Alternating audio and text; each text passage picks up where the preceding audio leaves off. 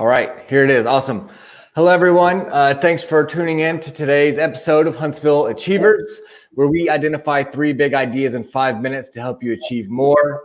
My name is Colby Robinson. I am the owner of This Side Up Moving and Storage. This weekend is Mother's Day, and this week I wanted to have on some mothers to show some love and to share some strategies on how they're dealing with the new normal. Today, I'm super excited to have on Sarah Lazenby. Sarah, welcome. I appreciate you spending some time with us today. Do you have 3 big ideas that you can share with some other moms and parents dealing with this new normal here? Yeah, absolutely.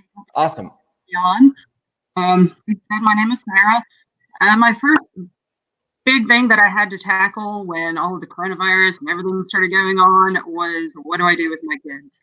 I had to have some sort of structure, and I'm sure everybody has seen on Facebook and everything like that, where people threw out ideas and you had the entire day planned out. Every 30 minutes, this is what you're going to do.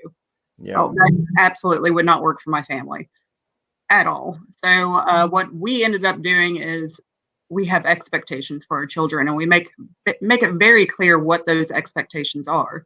All right. And once they meet those, they get a reward in the end, basically. And it's nothing really big. They know that they have to get up in the morning. They have to have breakfast. They have to brush their teeth and get ready for the day. They have to complete their schoolwork. And once they're done with that schoolwork, what they have to do after that is finish their chores. My husband and I, we both already worked from home before all this started. So the kids finally get to see, like, oh, wow, yeah, they actually do work at home. And that was the hardest thing for them to wrap their heads around. So it was like, hey, if you can just let us finish our work day, wake up, take care of yourself, take care of breakfast, get your schoolwork done. I'll check it after I'm off work.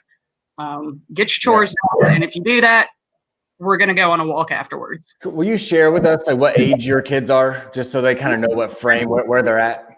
They're all between the ages of 12. We have an 8-year-old, 9-year-old, and a 12-year-old. Okay, awesome. So, they're a little bit older, so they're a little bit more self-sufficient and self-going. Mm-hmm. But after they complete everything, we take them on a walk every single day, and they ride their bikes, and we're gone for 45 minutes. And it's become the big joke that we take our kids on their daily walk at this point, almost. We take our dogs along too sometimes, but that's also to the next thing. It's made it where we've been able to experience things that we normally don't get to experience. Like I said, my husband and I have 4 children between the 2 of us, so we're constantly on the go. We both coach. He coaches baseball. I coach softball. We have pitching lessons for 3 of our children. We have dance lessons. We have ball games. We have ball practice. So we don't really get to take advantage. We don't have a lot of extra time. So right now we've been taking advantage of that and doing things with the children that we normally don't get to do, whether it's sitting down and playing a card game together. They love family game night, or we're watching movies with them a couple of times a week. And that's their main thing that they really look forward to. But it also goes back to my initial point of having our expectations. They know they don't get to do those things if they don't do what they need to do during the day. So that's what's been really great for them. 2 of our kids have learned to ride a bike during this time. They never had any interest in riding a bike before now, and suddenly they're just like, oh, well, I want to be able to ride a bike whenever we go on our walks. So we've had 2 of them out there, and they've gotten on the bikes and learned rather quickly. So that's been a lot of fun for them. Then my last thing is something that we've always done is make sure that we have time for ourselves.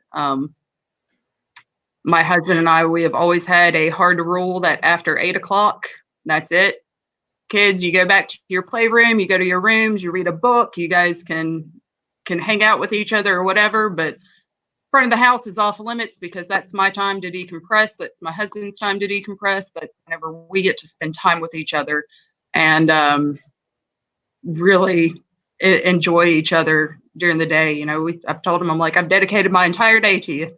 Give me the last couple of hours of the day. Right. And that's something you can do whether you're a single parent or married. And it doesn't matter, because in my opinion, taking care of yourself is number one. Just because you become a mother doesn't mean that all of your needs get thrown out the window and you have to completely sacrifice yourself.